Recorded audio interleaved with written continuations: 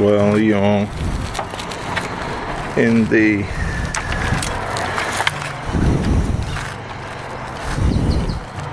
back end of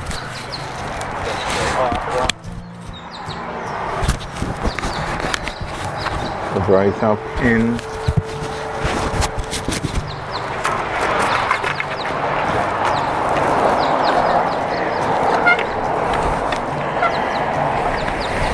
the relationship, and it hasn't gone the way that you would have liked.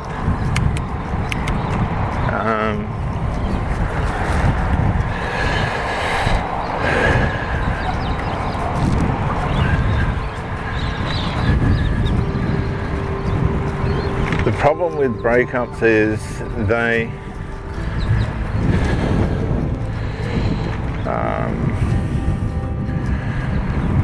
break the mind in such a way as it's scarred with the memory of the person, the trauma of the breakup leaves us with memories and unanswered questions that we can contemplate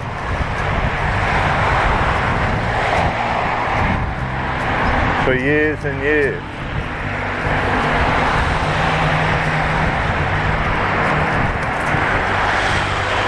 And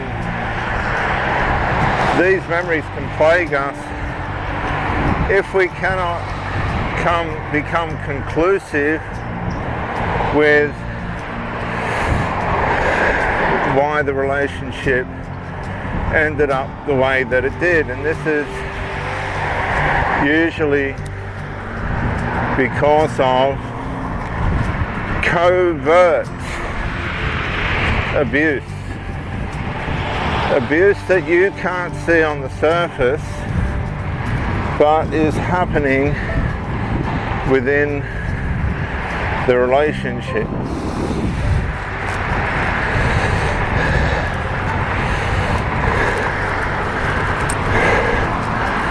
And you get to a point where you go, something's not adding up here. I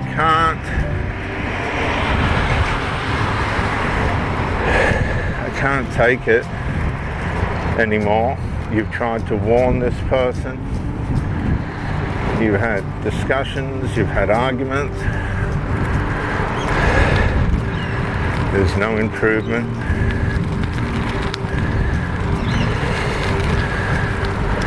A lot of these people get sick and continue with the habits and behaviors that have made them that way.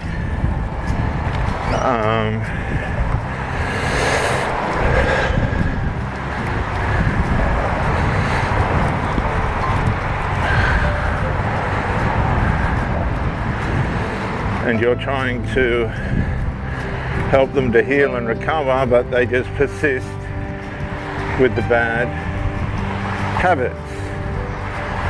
So it's conclusive that they're not going to get better the way that they should.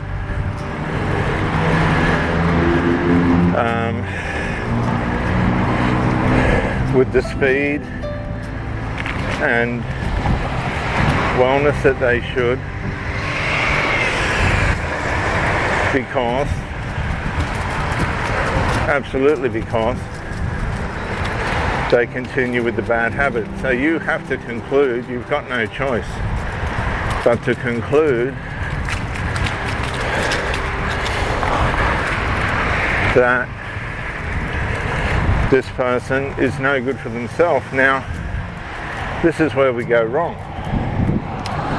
If somebody's no good for themselves and it's overt, that means it's plain for all to see, most of all yourself, because it's behind closed doors that most of this stuff gets revealed.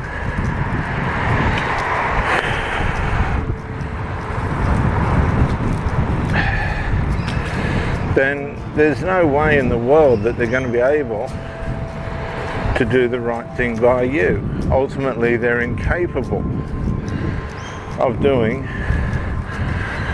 the right thing by you. So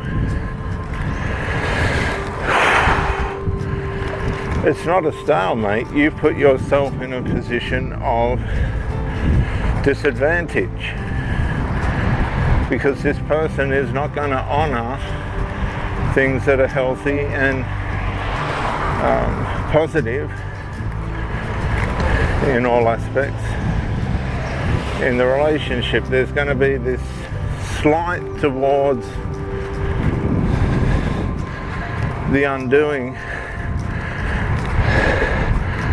of a healthy culture because of the thinking. Add to that habits and addictions. You're not going to get the total result that you need in the life of the relationship. You're going to waste a lot of time modelly coddling around with things that don't matter, shouldn't be there, and that have nothing, absolutely nothing to do with you, but you're facing the consequences of this person's actions. It's like being with a criminal. Eventually, you're going to be in trouble. You're going to get in trouble, even if you do nothing, because you're an accessory to the fact. You're not reporting this person, you're not alarming the police to this person. You're an accessory. You're indirectly contributing to the cause of the crime. You could be facilitating this person, you could be housing this person, you could be intimately supplying this person. So indirectly, you're an accessory to the fact. And directly, you may not be doing the crime,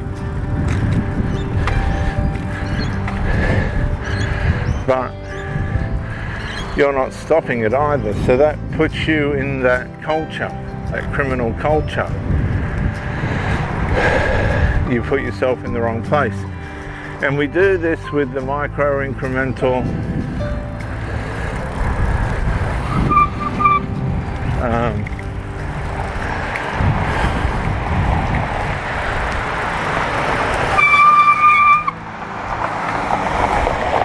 misbehaviors and abuses that we put up with in these relationships.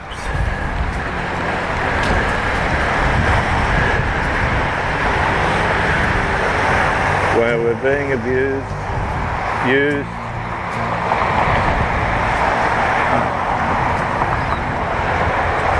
and inconvenienced, antagonized, tormented, disappointed over and over again, thinking that things are going to get better, and they don't, and they won't. They're not going to. It's not going to improve. What you're seeing is who this person is, and you'll see this person in situations where you would think that they would go, I don't want to do this anymore. I've had enough of this.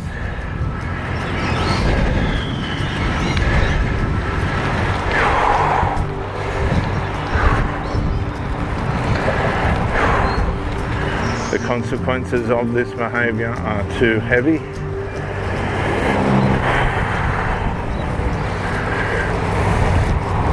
And they don't change. They don't come out of the behavior, the bad behavior and habits that brings all this consequential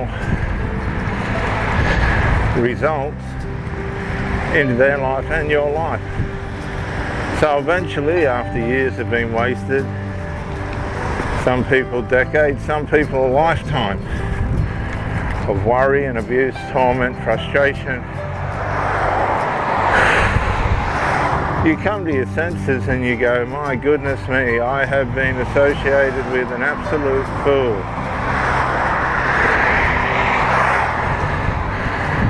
Detach, go no contact,